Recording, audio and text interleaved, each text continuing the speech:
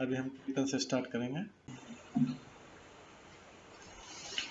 जय राधा माधव कुंज बिहारी, जय राधा माधव कुंज बिहारी, जय गोपीजन वल्लभ गिरिवर धारी, जय गोपीजन वल्लभ गिरिवर धारी, यशोदानंदन व्रज जनरंजन, यशोदानंदन व्रज जनरंजन, यमुना तीरावनचारी,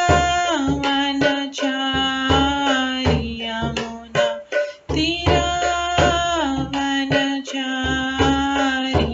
जय राधा माधव कुंज बिहारी, जय राधा माधव कुंज बिहारी, हरे कृष्णा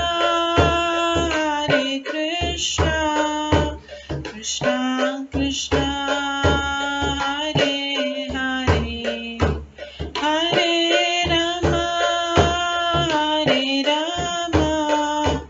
राम राम हरे हरे, हरे कृष्णा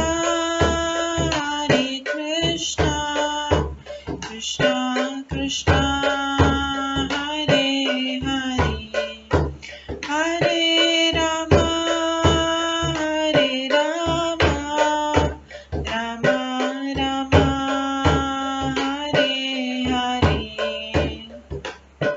हरे कृष्णा कृष्णा कृष्णा हरे हरे, हरे राम राम राम हरे हरे, हरे कृष्णा कृष्णा कृष्णा हरे हरे, हरे राम राम राम हरे हरे, हरे कृष्णा कृष्णा कृष्णा हरे हरे, हरे राम राम राम हरे हरे, हरे कृष्णा कृष्णा कृष्णा हरे हरे, हरे राम राम राम हरे हरे, हरे कृष्णा कृष्णा कृष्णा हरे हरे, हरे राम राम राम हरे हरे, जय राधा माधव राधे, जय राधा गोविंद राधे, जय गौरनताय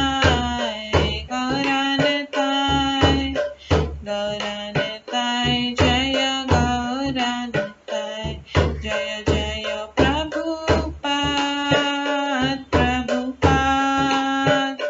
प्रभुपाद जय जय प्रभुपाद, जय जय गुरुदेव जय जय गुरुदेव, नित्य गौर हरि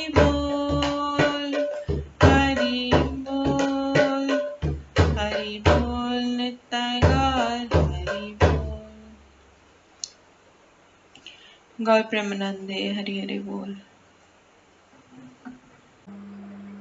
हरे कृष्णा। आज की इस क्लास में सभी भक्तों का स्वागत है। अभी मंगलाचरण से स्टार्ट करेंगे। ओम अज्ञानतिमिरन्धस्य ज्ञानाञ्जनशलाकया चक्षुरुन्मिलितं येन तस्मै श्रीगुरुवे नमः। श्रीचैतन्यमनोभीष्टं स्थापितं येन भूतले स्वयं रूप कदा मह्यं ददाति स्वपदान्तिकम्। वन्देऽहं श्रीगुरो श्रीयुतपदकमलं श्रीगुरुं वैष्णवांश्च श्रीरूपं साग्रजातं सहगण रघुनाथान्वितं तं सजीवं साद्वैतं सावधूतं परिजनसहितं कृष्णचैतन्यदेवं श्रीराधाकृष्णपादान् सहगण ललिता श्रीविशाखान्वितांश्च नमो विष्णुपदाय कृष्णपृष्ठाय भूतले श्रीमते भक्तिवेदान्त स्वामिन्निति नामिने। नमस्ते सरस्वती देवे गौरवाणी प्रचारिणे निर्विशेष शून्यवादी पाश्चात्य देशातारिणे वाञ्छाकल्पतरुभ्यश्च कृपा सिन्धुभ्येव च पतितानां पावनेभ्यो वैष्णवेभ्यो नमो नमः। जय श्री कृष्ण चैतन्य प्रभु नित्यानंद श्री अद्वैत गदाधर शिवासादि गौर भक्तवृंद। हरे कृष्णा कृष्णा कृष्णा हरे हरे, हरे राम राम राम हरे हरे। ओम नमो भगवते वासुदेवाय। ओम नमो भगवते वासुदेवाय। ओम नमो भगवते वासुदेवाय। नारायणं नमस्कृत्य नरं चैव नरोत्तमं देवीं सरस्वतीं व्यासं ततो जयमुदीरये। नष्टप्रायेषु भद्रेषु नित्यं भागवत सेवया भगवते उत्तम श्लोके भक्तिर्भवति नैष्ठिकी। कृष्णाय वासुदेवाय देवकी नंदनाय च नन्दगोपकुमाराय गोविन्दाय नमो नमः। सर्ववेदान्तसारमे श्रीभागवतम् इष्यते तद्रसामृतात् नान्यत्र स्याद्रति क्वचित्।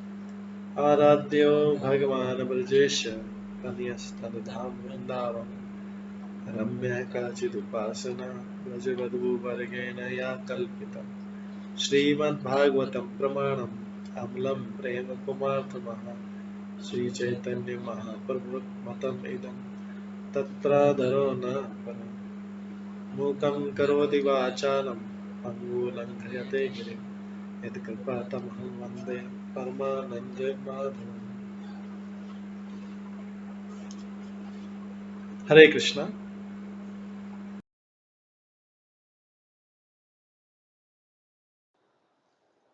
हरे कृष्णा। आज की इस क्लास में सभी भक्तों का स्वागत है।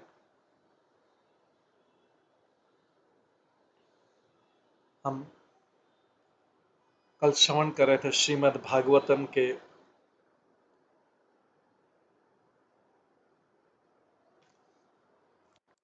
11वें स्कंद के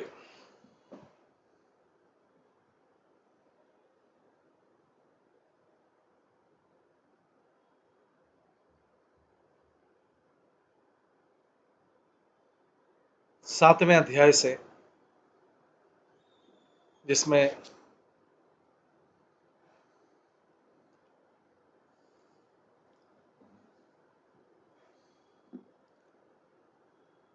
भगवान कृष्ण द्वारा उद्धव को उपदेश दिया जा रहा है और उस उपदेश में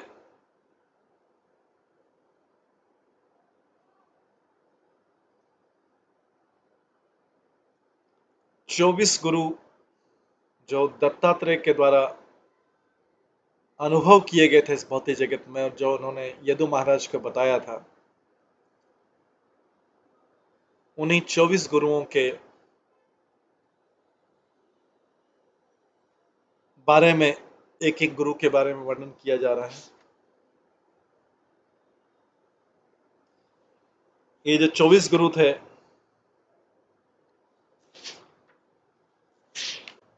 ये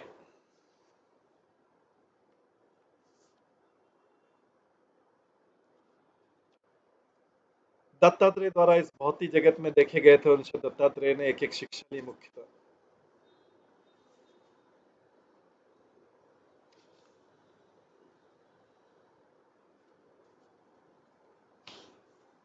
दत्तात्रेय ने जो 24 गुरु बताए राजा यदु को, उसमें थे पृथ्वी, वायु, अग्नि, पृथ्वी, वायु, जल, अग्नि, आकाश, चंद्रमा, सूर्य, कबूतर, अजगर, समुद्र, पतिंगा, मधुमक्खी,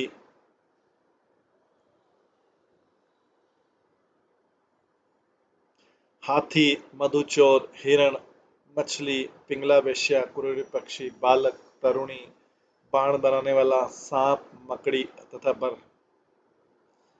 दत्तात्रेय बोलते हैं, राजन, इनके कार्यों का अध्ययन करके मैंने आत्मज्ञान सीखा है।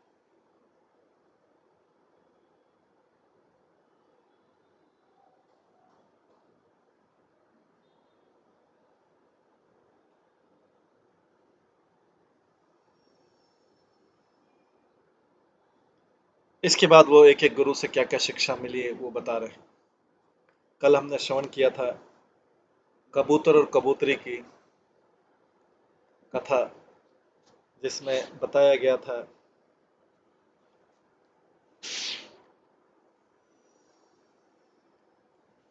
कि मनुष्य को चाहिए कि किसी व्यक्ति या किसी वस्तु के लिए अत्यधिक स्नेह चिंता न करे, अन्यथा उसे महान दुख भोगना पड़ेगा, जिस तरह की मूर्ख कबूतर भोगता।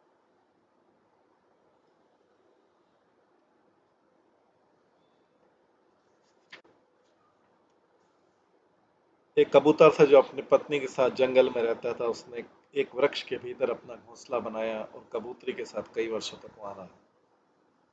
कबूतर का यह जोड़ा अपने ग्रस्त कार्यों के प्रति अत्यधिक समर्पित था। उनके हृदय भावनात्मक स्नेह से परस्पर बंधे थे। वे एक दूसरे की चेतवने शारीरिक गुणों तथा मन की अवस्थाओं से आकृष्ट करते थे। इस तरह उन्होंने एक दूसरे को स्नेह से पूरी तरह से बांध रखा था।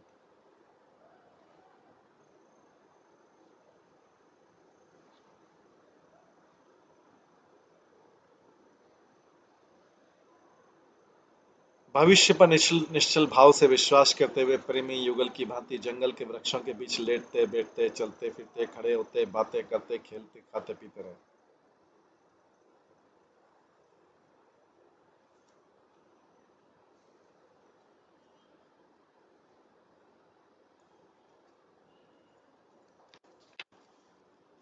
राजन, जब भी कबूतरी को किसी वस्तु की इच्छा होती तो वो अपने पति की चाटुकारिता, उसकी फ्लैटरिंग करते, उसे बाध्य करती है। स्वयं भारी मुश्किल उठाकर भी उसे तृप्त करने के लिए कबूतर वही करता है जो चाहती थी। इस तरह वो उसके संग में अपनी इंद्रियों पर संयम नहीं रख सका। तत्पश्चात कबूतरी को पहले गर्भ का अनुभव हुआ। जब समय आ गया तो साध्वी कबूतरी ने अपने पति की उपस्थिति में घोंसले में कई अंडे दिए। जब समय पूरा होगा तो अंडों से भगवान की अचिंतनीय शक्तियों से निर्मित मुलायम अंगों तथा पंखों के साथ बच्चे उत्पन्न हुए। कबूतर का यह जोड़ा अपने बच्चों के प्रति अत्यंत स्नेहिल बन गया और उनकी अड़पड़ी चहचहाट को सुनकर अत्यंत हर्षित होता था, क्योंकि उन माता पिता को यह अति मधुर लगती थी। इस तरह जोड़ा उन छोटे छोटे बच्चों का पालन पोषण करने लगा। ये माता पिता अपने पक्षी बच्चों के मुलायम पंखों, उनकी चहचहाट, घोंसले के आसपास उनकी कूद फांद करना, उनका उछालने और उड़ने का प्रयास देखकर अत्यंत हर्षित हुए। अपने बच्चों को सुखी देखकर माता पिता भी सुखी थे। स्नेह से बंधे हुए हृदय वाले ये मूर्ख पक्षी भगवान विष्णु की माया द्वारा पूर्णतः मोहग्रस्त होकर छोटे छोटे बच्चों का लालन पालन कर रहे थे।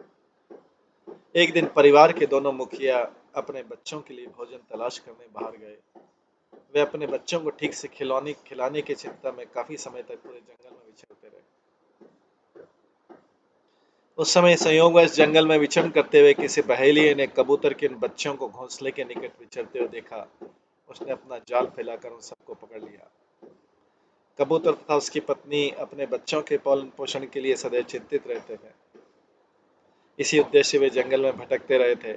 समुचित अन्न पाकर वे अब अपने घोंसले पर लौट आए।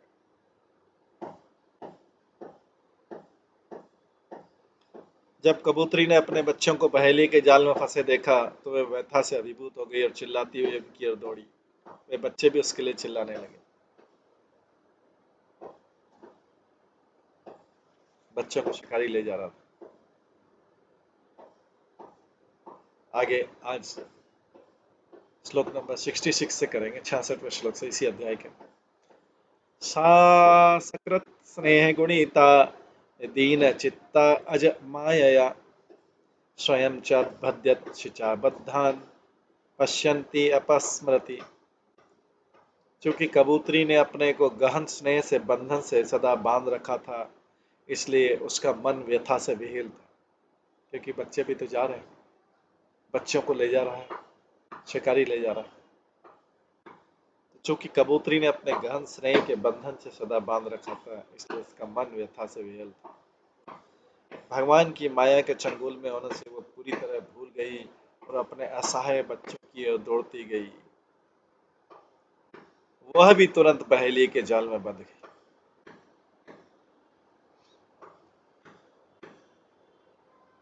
इस तरह वह भी जाके बच्चों के पीछे भागते भागते, पहेली ने देखा ये तो बिना बुलाई आ रही, बच्चों के पीछे आ रही, उसको भी पकड़ लिया। वो भी पहेली के जाल में बंध गई। ये इस भौतिक जगत का इसी प्रकार से चलता है। कपोत स्वात्मजान बद्धान आत्मनः अपि अधिकान् प्रियान् भार्यां चात्मसमां दीनः विललाप अति दुखित।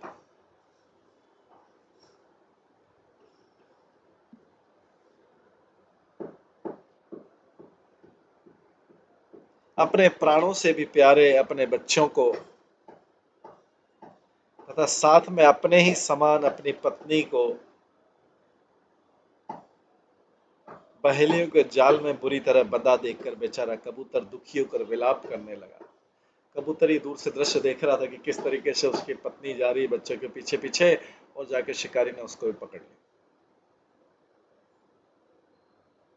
कबूतर अपने प्राणों से भी प्यारे बच्चों तथा साथ में अपने ही समान अपनी पत्नी को पहेलियों के जाल में बुरी तरह बंधा देखकर बेचारा कबूतर दुखी होकर विलाप करने लगा।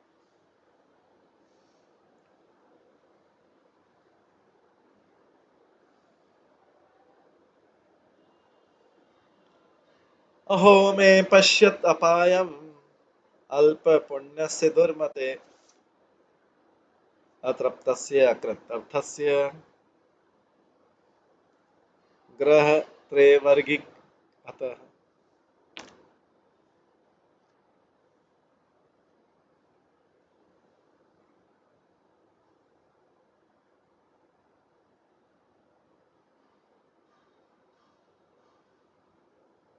कबूतर सोच रहा है इनको जाते देखकर, हाय देखो ना मैं किस तरह बर्बाद हो गया।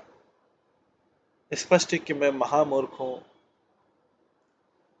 क्योंकि मैंने समुचित पुण्य कर्म नहीं किया है। न तो मैं अपने को संतुष्ट कर सका, न ही मैंने जीवन के लक्ष्य को पूरा किया। मेरा प्रिय परिवार जो मेरे धर्म अर्थ तथा काम का आधार था, अब बुरी तरह नष्ट हो गया।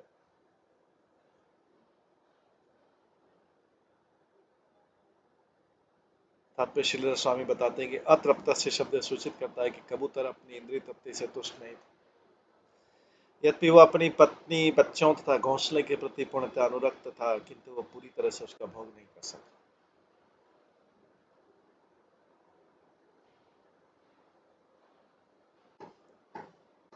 अकृतार्थ शब्द सूचित करता है कि उसकी इंद्रिय तृप्ति के भावी विस्तार की आशाएं तथा सपने भी अब नष्ट हो गए। अब तो इंद्रिय तृप्ति और आगे कैसे करेगा। उसकी जो भावी आशाएं थी परिवार को बढ़ाने की, बच्चों का प्रेम देखने की, सब सपने अब नष्ट हो गए। लोग सामान्य रूप से घर प्रिय घर की चर्चा अपने घोंसले के रूप में चलाते हैं। और वे भविष्य के लिए संचित धन को घोंसले का अंडा कहते हैं, नेस्ट। इसलिए भौतिक जगत के प्रेम पक्षियों को हम सबके लिए बोला गया है। भौतिक जगत के प्रेम पक्षियों को जान लेना चाहिए कि उनके तथाकथित बच्चे, पत्नी तथा संपत्ति बहेलिए के जाल में खिंचे चले जाएंगे। दूसरे शब्द में मृत्यु सारे खेल को खत्म कर देगी, जैसा इस कबूतर के साथ में।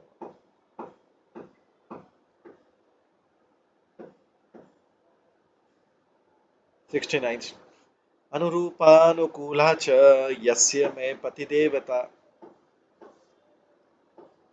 शून्ये ग्रहे मां संत्यज्य पुत्रे स्वयाति साधुभिः। मैं तथा मेरी पत्नी आदर्श जोड़ा थे। कबूतर सोच रहा है, मैं तथा मेरी पत्नी आदर्श जोड़ा थे। वह सदैव मेरी आज्ञा का पालन करती थी और मुझे अपने पूज्य देवता की तरह मानती थी, किंतु अब वह अपने बच्चों को नष्ट हुआ और अपने घर को रिक्त देखकर मुझे छोड़ गई। उसने देखा कि बच्चे भी चले गए, घर भी रिक्त हो गया, मुझे छोड़ के चली गई और हमारे संत स्वभाव वाले बच्चों के साथ स्वर्ग चली गई। कबूतर की देखिए, हमारे संत स्वभाव वाले बच्चों के साथ वो स्वर्ग चली गई। कबूतर ऐसा सोच रहा था कि वो स्वर्ग चली गई।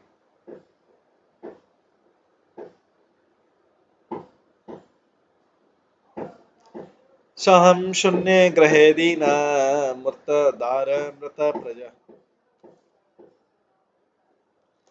जी विषय किमार्थम वा विधुर दुख जीवित। अब मैं वीरान घर में रहने वाली दुखी व्यक्ति हूँ। अब मैं वीरान घर में रहने वाला अकेला दुखी व्यक्ति। मेरी पत्नी मर चुकी है, मेरे बच्चे मर चुके हैं, मैं भला क्यों जीवित रहना चाहूँ। मेरा हृदय अपने परिवार के विरह से इतना पीड़ित है कि मेरा जीवन मात्र कष्ट बनकर रहेगा। मेरा जीवन मात्र कष्ट बनकर रहेगा।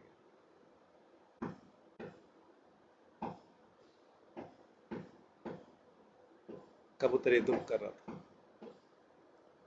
कि अब मैं इस वीरान घर में दुखी व्यक्ति हूँ। मेरी पत्नी मर चुकी है, मेरे बच्चे मर चुके हैं, मैं भला क्यों जीवित रहना चाहूँ। मेरा हृदय अपने परिवार के विछोह से इतना पीड़ित है कि मेरा जीवन मात्र कष्ट बनकर रह गया। आगे 71 श्लोक में तांस तथा एव आवृत्तान शिग्धि मृत्युग्रस्तान विचेष्टतः। तान तथा एव आवृत्तान शिग्धि मृत्युग्रस्तान विचेष्टतः स्वयं चक्रपण शिक्षु पश्यन् अपि अभूत् अपतः।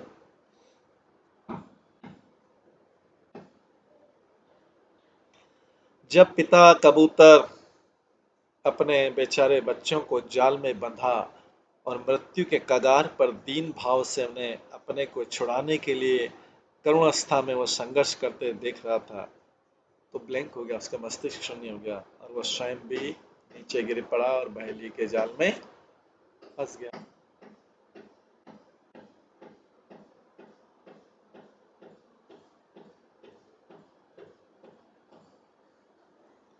तम लब्ध्वा लुब्धकः क्रूरः तम लब्ध्वा लुब्धकः क्रूरः कपोतं गृहमेधिनं कपोतकानकं पौतिं च सिद्धार्थ प्रयोगराम।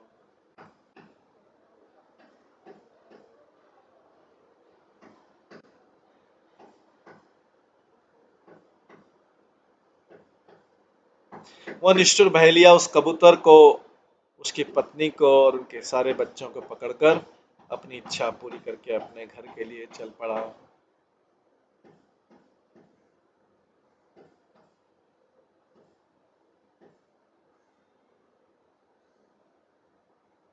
एवं कटुम्बीय शांतात्मा द्वंद आराम पतत्रीवत पुष्णन कुटुम्बम कृपणः सानुबंध अवसीदत।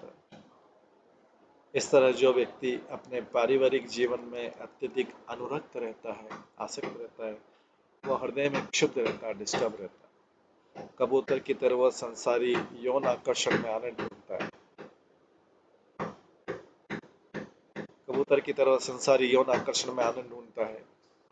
अपने परिवार का पालन पोषण करने में बुरी तरह व्यस्त रहकर एक कंजूस व्यक्ति अपने परिवार वालों के साथ अत्यधिक कष्ट भोगता है।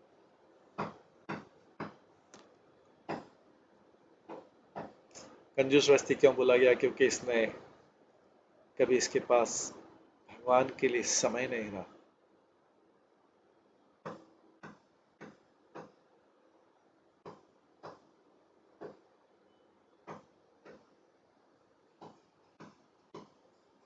अपने परिवार का पालन पोषण करने बुरी तरह व्यस्त है। कंजूस व्यक्ति अपने परिवार वालों के साथ अत्यधिक कष्ट होता है। इस प्रकार से यह प्राप्य मानुषम लोकम मुक्ति द्वारम अपाव्रतम ग्रहेषु भगवत सक्त तमारूढ़च्युतम विदु।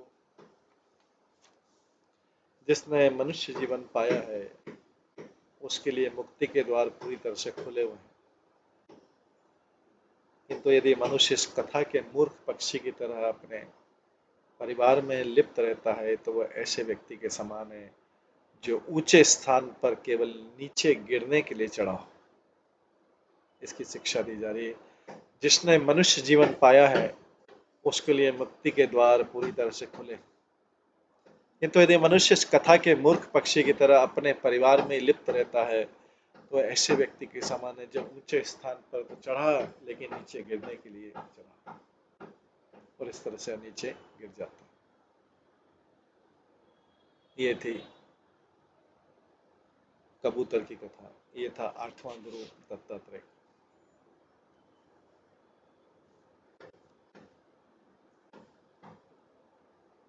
ये था दत्तात्रेय का 8वां गुरु।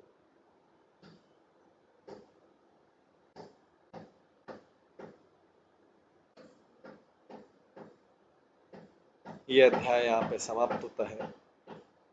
अब 9वां गुरु, 9th गुरु कौन था? 9th गुरु था पिंगला वैश्य, जो अगले चैप्टर में है। उसको अभी हम प्रारंभ करते हैं, अगले अध्याय को प्रारंभ करते हैं।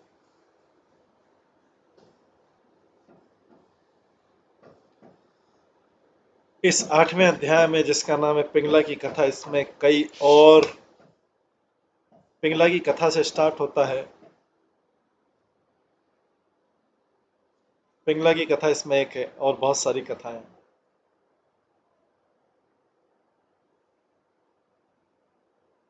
तो पहला जो है वो अजगर से शुरू होता है कथा। 8वां अध्याय 11वें स्कंद।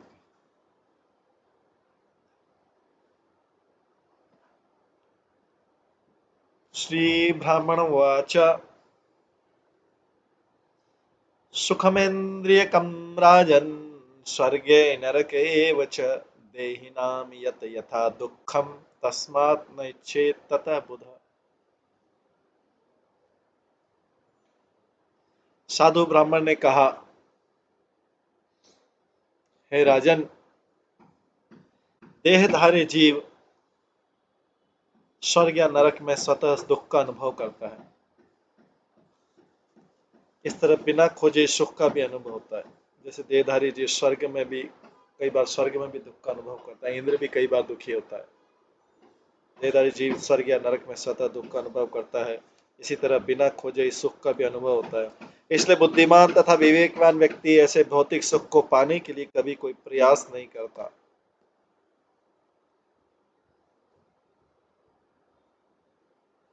तात्पर्य, मनुष्य को इंद्रिय तृप्ति के पीछे अपना जीवन व्यर्थ ही नहीं गंवाना चाहिए, क्योंकि उसके विगत तथा वर्तमान सकाम कर्मों के फलस्वरूप ही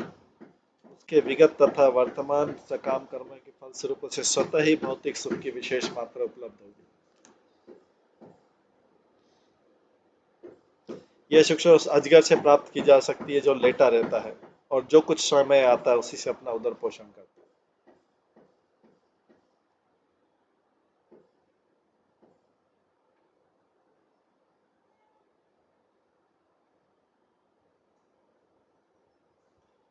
उल्लेखनीय बात यह है कि स्वर्ग तथा नरक में दोनों में सुख तथा दुख स्वतः ही हमारे पूर्व कर्मों के फलस्वरूप आते हैं।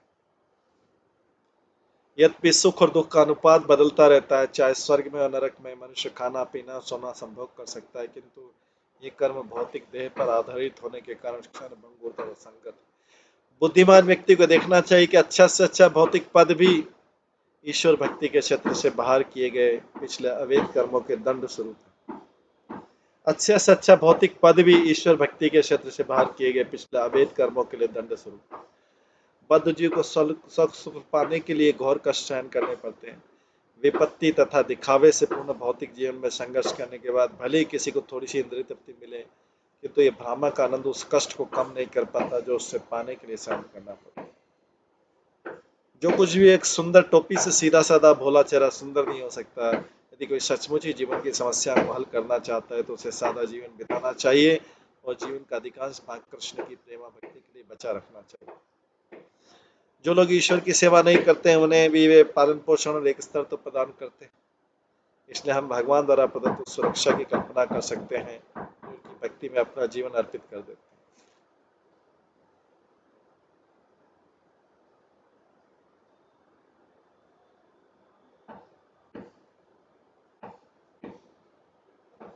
अपरिष्कृत सकाम कर्मी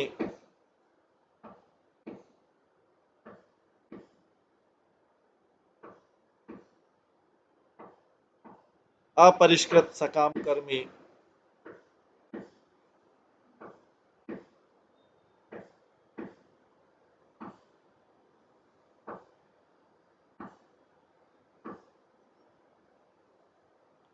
अपरिष्कृत सकाम कर्मी वर्तमान जीवन के विषय में व्यर्थ ही चिंता करते हैं।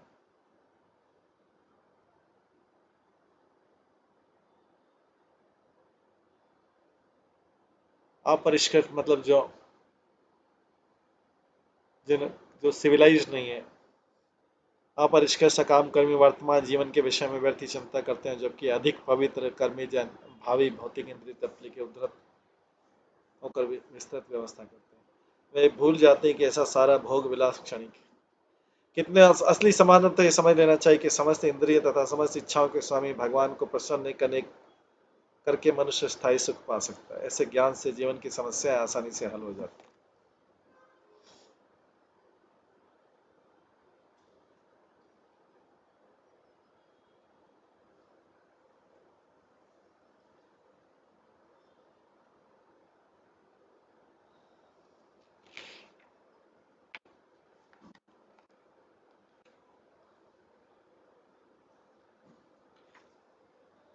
ग्रासं सुमृष्टं विरसं महान्तं स्तोकमेव वा यदिच्छया एव पतितं ग्रसेत यदिच्छा एव पतितं ग्रसेत। आजगर क्रिय अजगर का अनुकरण करते हुए मनुष्य को भौतिक प्रयास का परित्याग कर देना चाहिए।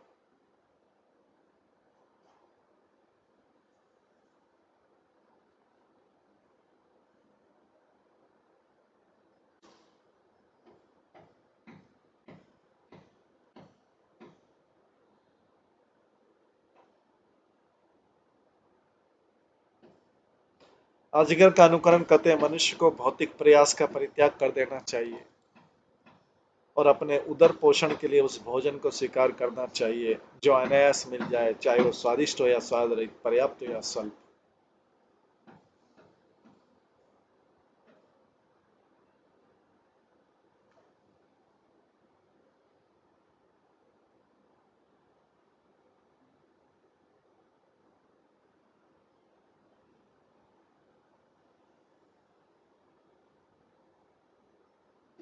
अजगर का अनुकरण करते हुए मनुष्य को भौतिक प्रयास का परित्याग कर देना चाहिए और अपने उदर पोषण के लिए उस भोजन को स्वीकार करना चाहिए जो अनायास मिल जाए, चाहे वो स्वादिष्ट हो या स्वाद रहित, पर्याप्त हो या स्वल्प।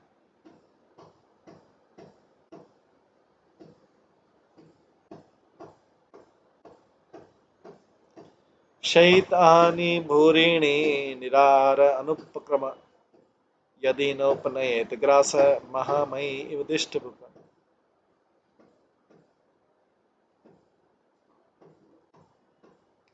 यदि कभी भोजन न भी मिले तो संत पुरुष को चाहिए कि बिना प्रयास किए वह अनेक दिनों तक उपवास रखे।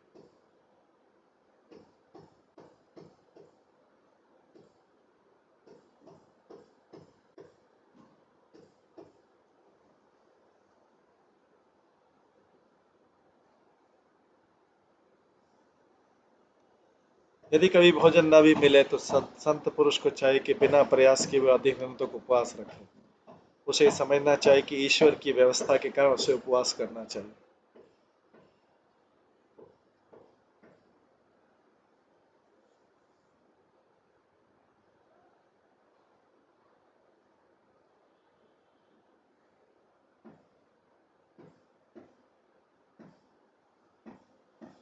यदि कभी भोजन न भी मिले तो संत पुरुष को चाहिए कि वो बिना प्रयास किए अनेक दिनों तक उपवास रखे।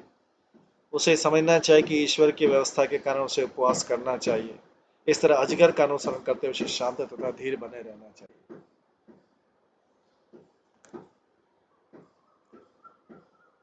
तो अति प्रयास, जैसे इसमें रूप गोस्वामी बोलते हैं उपदेशामृत,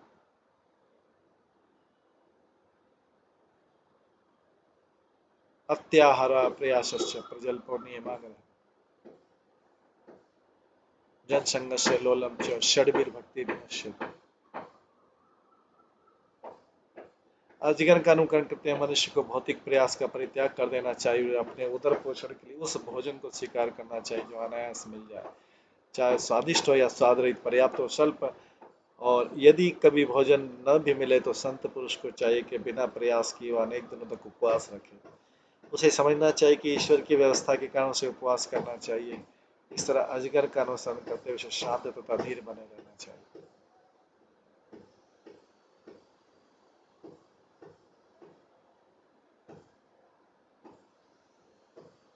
तात्पर्य, यदि ईश्वर की व्यवस्था द्वारा किसी को कठिनाई का सामना करना पड़ रहा है तो सोचना चाहिए कि मैं अपने विगत पापमय कर्मों के कारण दंडित हो रहा हूँ।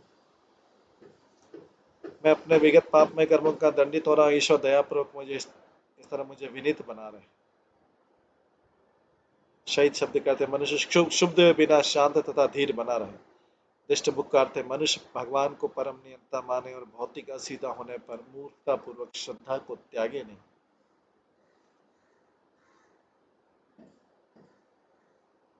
तत्ते अनुकंपा सुसमीक्षमाणो भुंजानेवात्मकृतं विपाकम्। भगवत भक्त सदा ही भौतिक कष्ट को भगवान कृष्ण की कृपा मानता है और उस तरह परम मुक्ति का पात्र बन जाता है।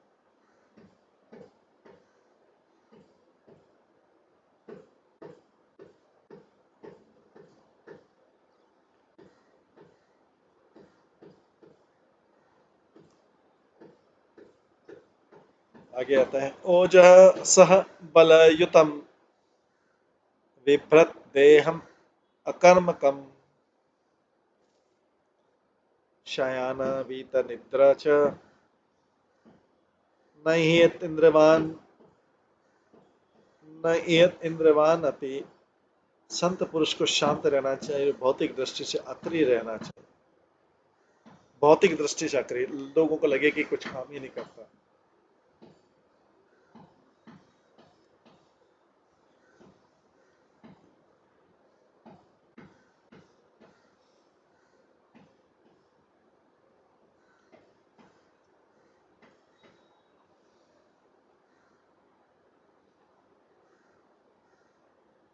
संत पुरुष को शांत रहना चाहिए, भौतिक दृष्टि से अक्रिय रहना चाहिए। उसे बिना अथक प्रयास के अपने शरीर का पालन पोषण करना चाहिए।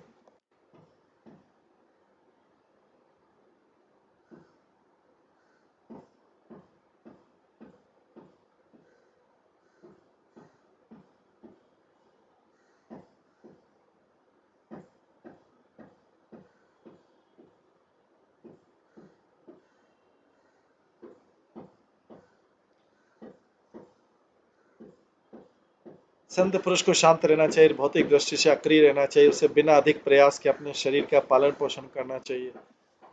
पूर्ण काम, मानसिक तथा शारीरिक शक्ति से युक्त होकर भी संत पुरुष को भौतिक लाभ के लिए सक्रिय नहीं होना चाहिए, अपितु अपने वास्तविक स्वार्थ के लिए सदैव सतर्क रहना चाहिए। संत पुरुष वास्तविक स्वार्थ क्या है? शरीर का स्वार्थ नहीं, आत्मा का स्वार्थ। आत्मा का स्वार्थ है परमात्मा के पास जाना, भगवत धाम जाना।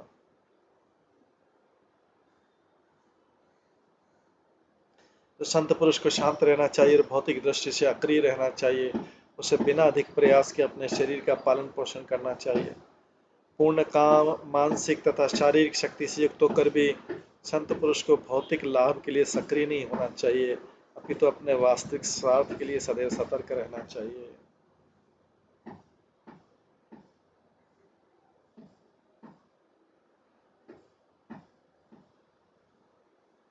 इस श्लोक में वीता निद्रा शब्द महत्वपूर्ण। निद्रा का अर्थ है नींद अथवा अविद्या तथा वीत का अर्थ है से मुक्त। दूसरे शब्दों में योगी को सदैव भगवान से अपने नित्य संबंध के प्रति जागरूक रहना चाहिए और सतर्कता से कृष्ण भावनावत का अनुशीलन करना चाहिए। भगवान के साथ अपने संबंध के प्रति आश्वस्त होकर उसे जानने भगवान के साथ अपने संबंध के प्रति आश्वस्त होना चाहिए, उसे जानते हुए कि भगवान सब प्रकार से उसकी रक्षा करेंगे। अपने निजी निर्वाह के लिए प्रयास नहीं करना चाहिए।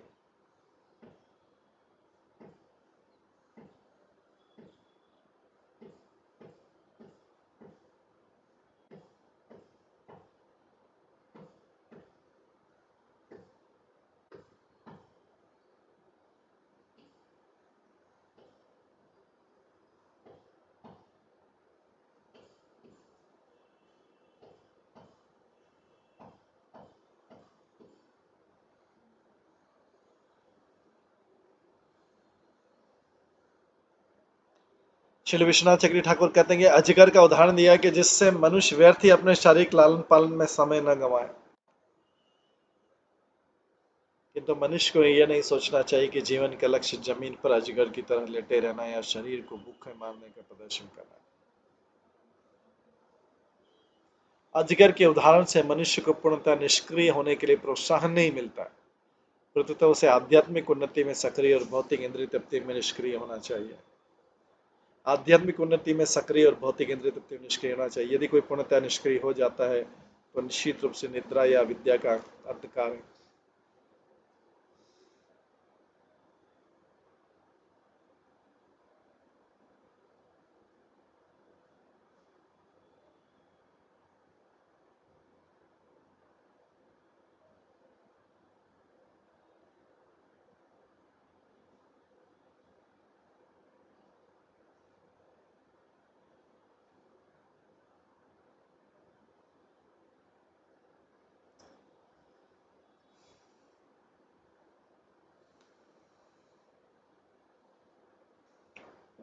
'यदि कोई पूर्णतः निष्क्रिय हो जाता है तो निश्चित रूप से निद्रा या विद्या का अंधकार है, जिसमें मनुष्य भगवान के नित्य दास के रूप में अपने स्वरूप को नहीं पहचान पाता।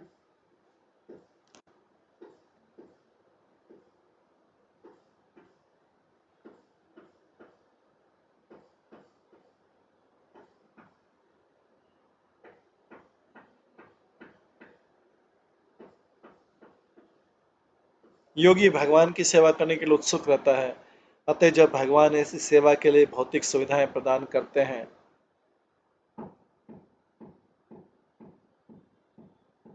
योगी भगवान की सेवा करने के लिए उत्सुक रहता है,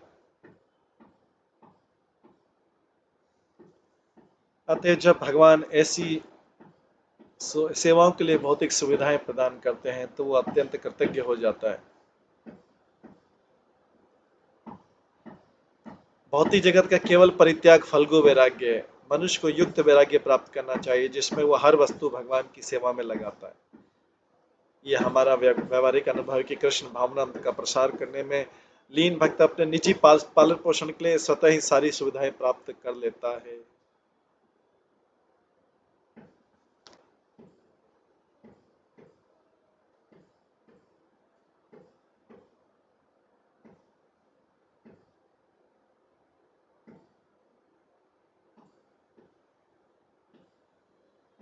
पांचवें श्लोक में बताया गया, मुनि प्रसन्न गंभीर दुर्विगाय दुरत्य अनंत पारय क्षोभ्य स्तमत उद इव अर्वण। मुनि जो होता है तो उसमें जो अलग अलग गुरु बताए हैं,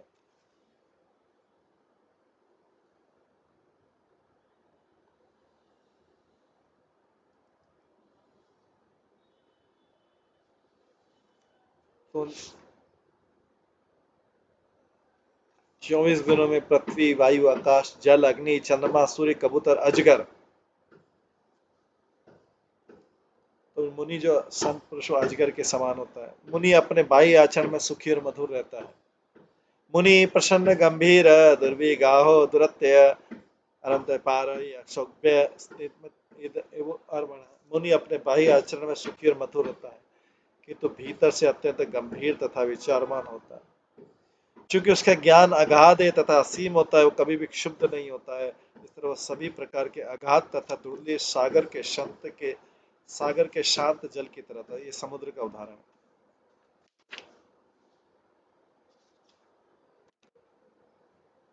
तात्पर्य, घोर विपत्ति में भी स्वरूप सिद्ध मुनि अपना संयम नहीं खोता, नहीं उसका आध्यात्मिक ज्ञान समाप्त होता है। इस तरह अशोक अर्थात अशुद्ध रहता है, उसका मन भगवान पर स्थिर रहता है, जो असीम आध्यात्मिक आनंद के आगार। अपनी चेतना को परम चेतना से जोड़ने के कारण उसका ज्ञान मापा नहीं जा सकता, इसका ज्ञान कितना है। भगवान के चरण कमलों की शरण ले लेने के बाद शुद्ध भक्त में महान आध्यात्मिक शक्ति आ जाती है, अतः वो दुर्लभ बन जाता है। वस्तुतः अपना आध्यात्मिक शरीर विकसित कर लेने पर वह काल की क्षयकारी क्रिया से प्रभावित नहीं होता है। यद्यपि बाहर से वो हर एक से मैत्री भाव रखता है और मधुर रहता है, किंतु भीतर से उसका मन परम सत्य पर स्थिर रहता है। कोई भी व्यक्ति उसके वास्तविक उद्देश्य या उसकी योजना को नहीं समझ सकता। यहाँ तक कि सबसे बुद्धिमान व्यक्ति तक उस स्वरूप सिद्ध भक्ति की मानसिक क्रियाओं को नहीं समझ पाता। जिसने काम तथा लोभ पर आधारित भौतिक जीवन का परित्याग कर दिया,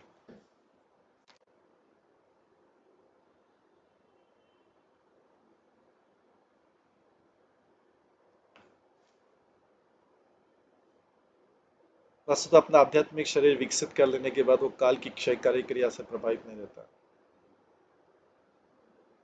यद्यपि बाहर से वो हर एक से मैत्री भाव रखता है और मधुर रहता है, किंतु भीतर से उसका मन परम सत्य पर स्थिर रहता है।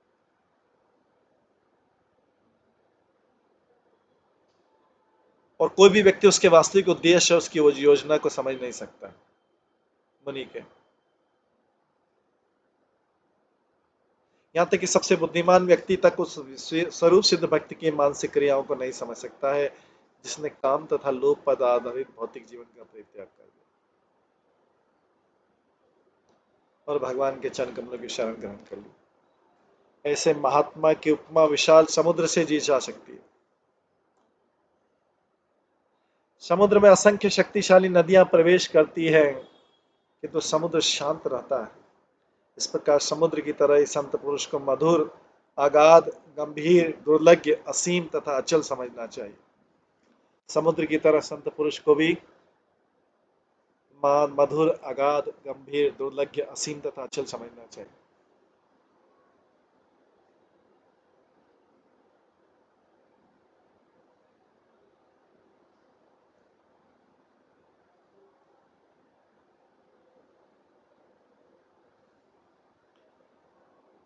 छठे श्लोक में कहा गया है, ये समुद्र वाला जो 12वां गुरु है, समुद्र कामहीन वा नारायण परो मुनि न उत्सर्पेत न शुष्येत सरिद्धि इव सागर। वर्षा ऋतु में उफनती हुई नदियां सागर में जा मिलती है और ग्रीष्म ऋतु में उथली होने से उसमें जल की मात्रा बहुत कम हो जाती है।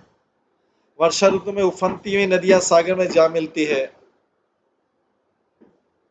और ग्रीष्म ऋतु में उथली होने से उनमें जल की मात्रा बहुत कम हो जाती है। नदी फिर भी समुद्र न तो वर्षा ऋतु में उमड़ता है और न ही ग्रीष्म ऋतु में सूखता है। फिर भी समुद्र न तो वर्षा ऋतु में उमड़ता है, न ही ग्रीष्म ऋतु में सूखता है। इस तरह से जिस संत भक्त ने भगवान को अपने जीवन का लक्ष्य स्वीकार कर लिया है, इस तरह जिस संत भक्त ने भगवान को अपना जीवन का लक्ष्य स्वीकार कर लिया है, उसे कभी तो भाग्य से प्रचुर भौतिक ऐश्वर्य प्राप्त हो जाता है और कभी वह अपने को भौतिक दृष्टि से कंगाल पाता है।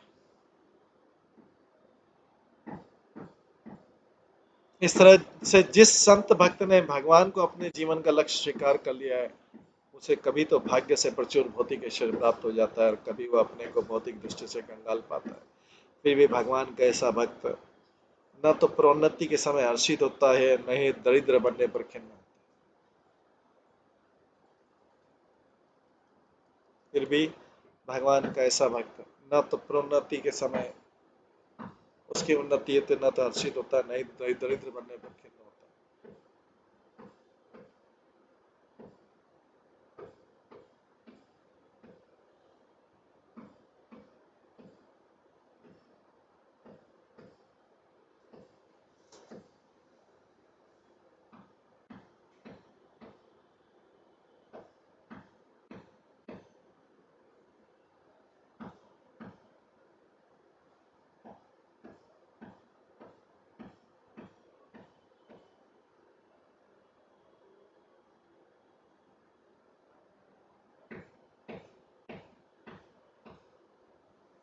तात्पर्य भगवान का निष्ठावान भक्त प्रभु से मिलने के लिए तथा उनकी दिव्य सेवा करने के लिए सदैव उत्सुक रहता है।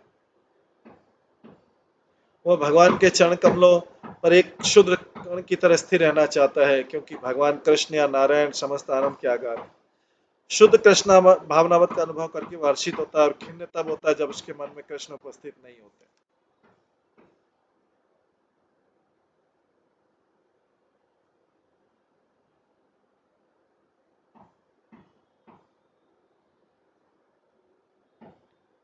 भगवान का निष्ठावान भक्त प्रभु से मिलने के लिए तथा उनकी दिव्य सेवा करने के लिए सदैव उत्सुक रहता है। वह भगवान के चरण कमलों पर एक क्षुद्र कण की तरह स्थिर रहना चाहता है, क्योंकि भगवान कृष्ण नारायण समस्त आनंद के आधार है। शुद्ध कृष्ण भावनामृत का अनुभव करके वह हर्षित होता है और खिन्न तब होता है जब उसके मन में कृष्ण उपस्थित नहीं होता। भौतिक जगत के साथ अपने बर्तावों में भक्त उन उन सामान्य भौतिकतावादी व्यक्ति द्वारा उसी तरह क्षुब्ध नहीं किए जा सकते जो कभी कभी उसका अपमान करते हैं।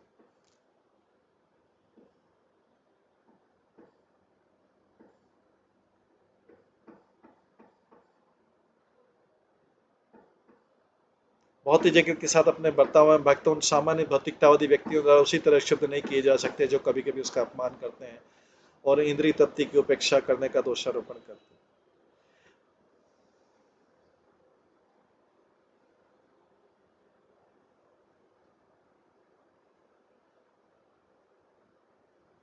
तो उसका सुख और दुख कृष्ण के ऊपर निर्भर रहता है।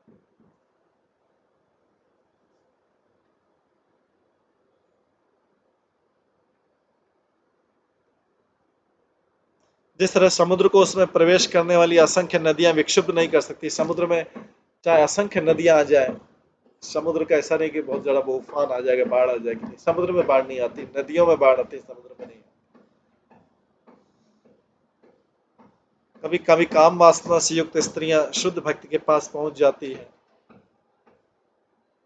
और शुद्ध भक्ति, और कभी कभी निर्विशेषिक दार्शनिक जो है भगवान के विरुद्ध तर्क करने का प्रयास करते हैं। किंतु शुद्ध भक्त ऐसे सामान्य लोगों से विरक्त रहता है और अपने आनंदमय कृष्ण भावना में अविचल रहता है।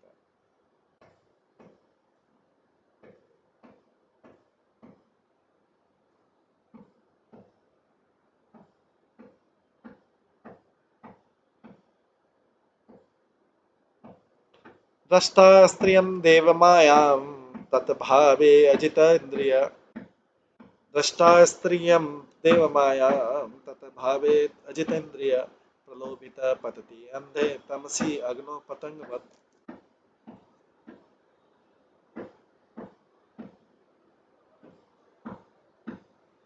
जो व्यक्ति अपनी इंद्रियों को वश में नहीं कर पाता, वह परमेश्वर की माया से उत्पन्न स्त्री के स्वरूप को देखकर तुरंत आकृष्ट हो जाता है। दरअसल जब कोई स्त्री मोहक शब्द बोलती तो नखरे से हंसती और अपने शरीर को काम वासना से युक्त होकर भटकाती, तो मनुष्य का मन तुरंत मुग्ध हो जाता है और वह भाव अंधकार में उसी तरह जा गिरता है जिस तरह पतंगा अग्नि पर मदान तक और उसकी लपटों में तेजी से गिर पड़ता है।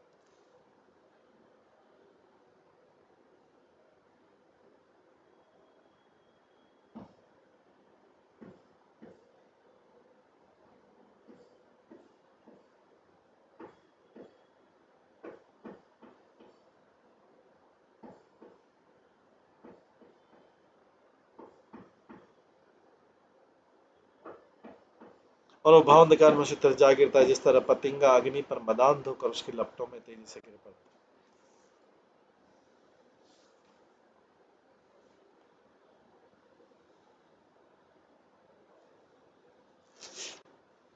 ये है पतंगा का उदाहरण, जो 13वां गुरु है।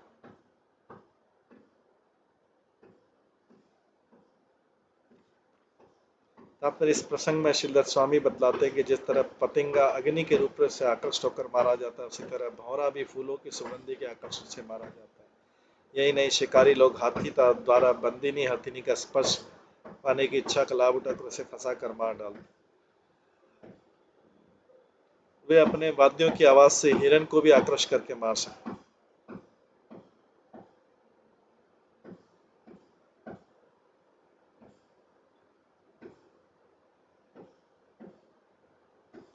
मछली कांटे में लगे चारे को खाने की इच्छा के कारण मारी जाती है, इस तरह जो व्यक्ति माया से विरक्त होना सीख जाता है,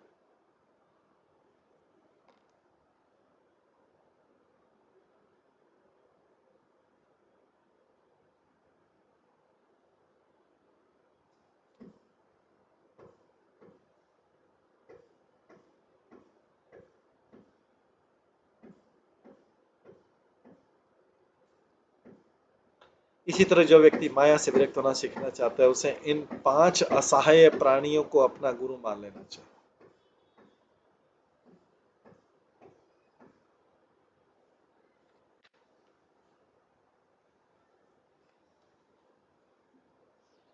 उसे इन 5 असहाय प्राणियों को अपना गुरु में लाना। ये यहाँ पे एक साथ भी वर्णन किया गया, लेकिन आगे अलग अलग में इन सब गुरुओं का वर्णन, और जो आवश्यक हो वो सीखना चाहिए।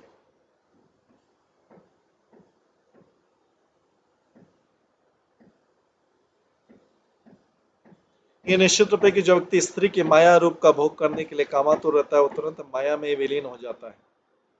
5 प्रकार के भौतिक इंद्रिय पदार्थों के घातक आकर्षणों में रूप से मिलने वाली शिक्षा इस श्लोक में प्रदर्शित की गई। 5 प्रकार के भौतिक इंद्रिय पदार्थों के घातक आकर्षण में रूप से मिलने वाली शिक्षा, के रूप के प्रति व्यक्ति किस तरह आकर्षित होता है।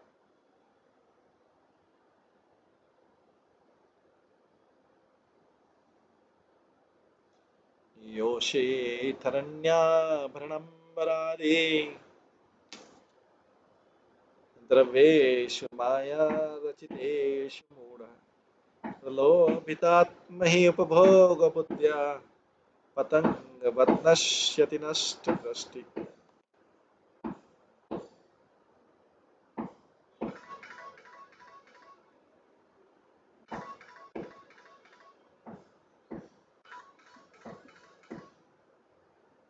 विवेक रहित मूर्ख व्यक्ति सुनहले गहनों, सुंदर वस्त्रों और अन्य प्रसाधनों से युक्त कामुक स्त्री को देखकर तुरंत लज्जा उठता है।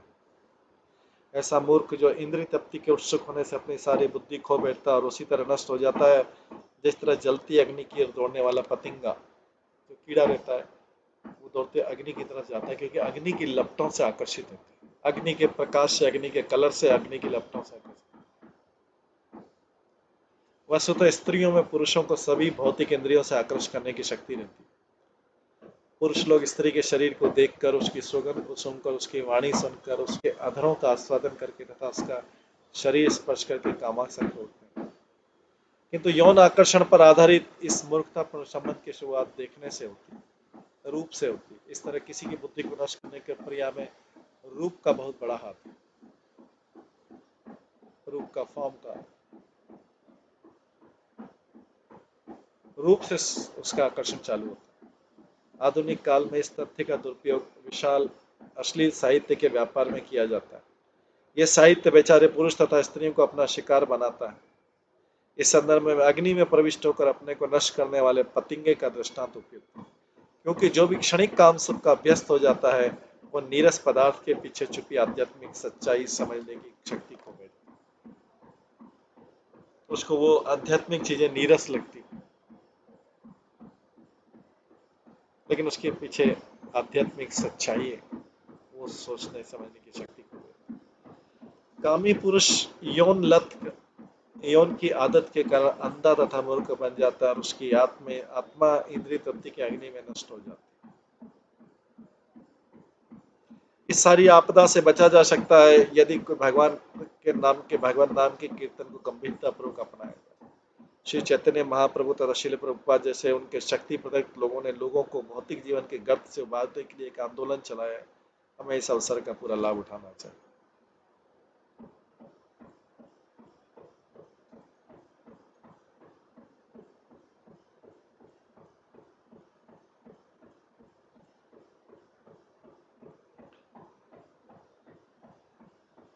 चौदवा गुरु है स्तोकम स्तोकम ग्रसेत ग्रासम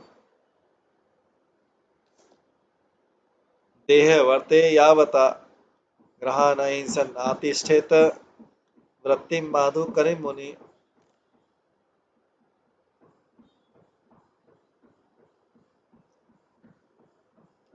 संत पुरुष को उतना ही भोजन स्वीकार करना चाहिए जितने से उसका जीवन निर्वाह हो सके।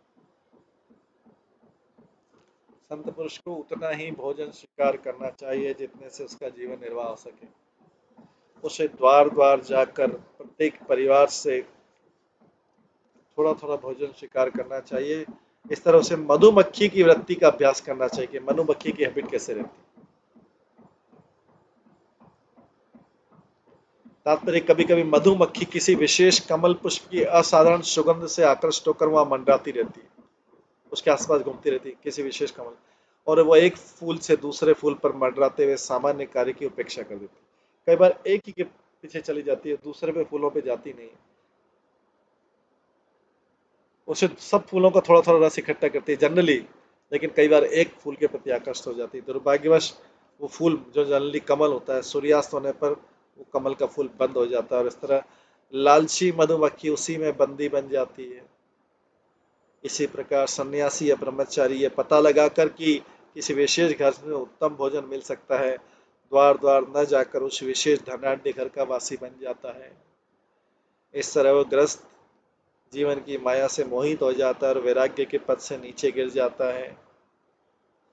यही नहीं, यदि कोई सन्यासी या साधु दान की वैदिक प्रथा का बुरा लाभ उठाता है और प्राय एक ही घर से दान लेता है, तो इससे जो क्रोध पैदा होगा उससे सामाजिक व्यवस्था बिगड़ जाएगी।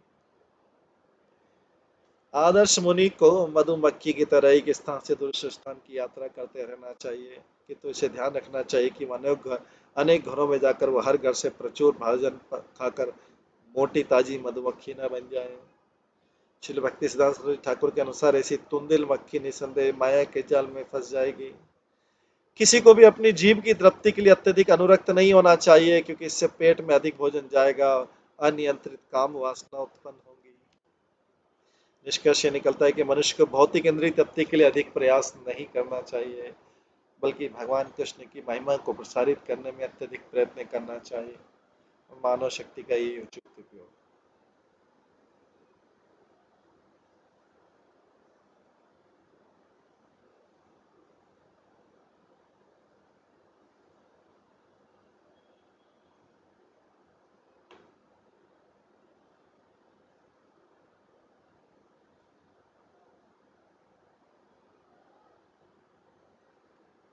आगे इसी में आगे बताया है। मधुमक्खी का उदाहरण है अणुभ्यश्च महदभ्यश्च शास्त्रेभ्य कुशल नर सर्वत सारम आद्यात पुष्पेभ्य इव छटपट। जिस तरह मधुमक्खी बड़े तथा छोटे सभी प्रकार के फूलों से मधु ग्रहण करती है, उसी तरह बुद्धिमान मनुष्य को समस्त धार्मिक शास्त्रों से सार ग्रहण करना चाहिए। जिस तरह मधुमक्खी बड़े तथा छोटे सभी प्रकार के फूलों से मधु ग्रहण करती है, उसी तरह बुद्धिमान मनुष्य को समस्त धार्मिक शास्त्रों से सार ग्रहण करना चाहिए। मानव समाज में मूल ज्ञान वेद कहलाता है और वेद का मुख्य अंश कृष्ण भावनामृत है। जैसा कि भगवद गीता में कहा गया, वेदेश्च सर्वे अहम है वेद्य। मनुष्य को चाहिए कि मधुमक्खी से समस्त सार या मधुर ग्रहण करना सीखे। मधुमक्खी पूरी झाड़ी या बगीचे को ले जाने में अपना समय नष्ट नहीं करती। मधुमक्खी तो आवश्यक मधु जो उसमें से होता है वो जगह से लेके चली जाती है। इसी प्रकार हम मधुमक्खी तथा भारी बोझ ढोने वाले गधों में जो अंतर है उसका अध्ययन कर सकते हैं। शिक्षा का अर्थ यह नहीं कि व्यर्थ के ज्ञान का गट्ठर ढोकर बौद्धिक गधा बना जाए, अतिपितु मनुष्य को ऐसा आवश्यक ज्ञान करना चाहिए जिससे आनंद तथा ज्ञान का नित्य जीवन प्राप्त।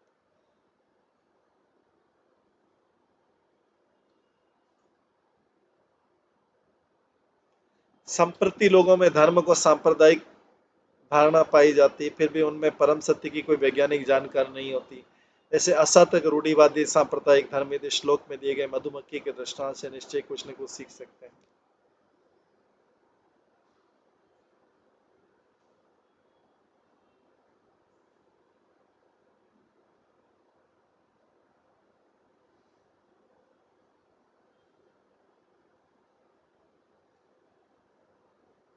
इस प्रकार से मधुमक्खी जो है, मधुमक्खी 14वां गुरु है।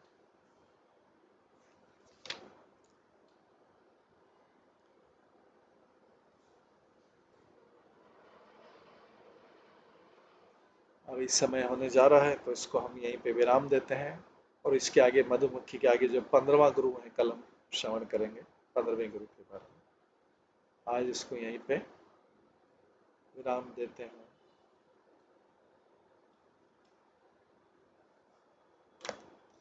हरे कृष्णा। सभी भक्तों का बहुत बहुत धन्यवाद। सभी भक्तों के लिए एक बार हरे कृष्ण महामंत्र का जप करते हैं। हरे कृष्णा कृष्णा कृष्णा हरे हरे, हरे राम राम राम हरे हरे।